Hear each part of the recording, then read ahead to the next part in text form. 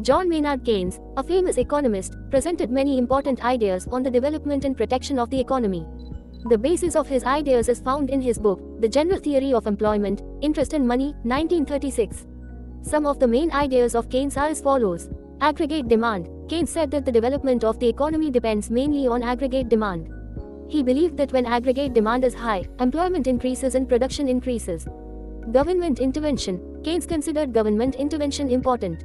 He said that the government should use fiscal policy to keep the economy stable, such as affecting demand through expenditure and taxes. Multiplier effect. Keynes gave the concept of multiplier effect, in which he said that when the government invests, it leads to a greater increase in the total income. That is, investing 1 rupee can bring many times more increase. Psychological factors. He also emphasized psychological factors in the economy, such as animal spirits, which influence the behavior and demands of individuals. Business cycle. Keynes explained the development of business cycles and suggested that these cycles can sometimes create problems, such as recession or depression, which can cause difficulties for individuals and businesses. Liquidity preference. He introduced liquidity preference theory, which explains why people prefer money and how this affects interest rates.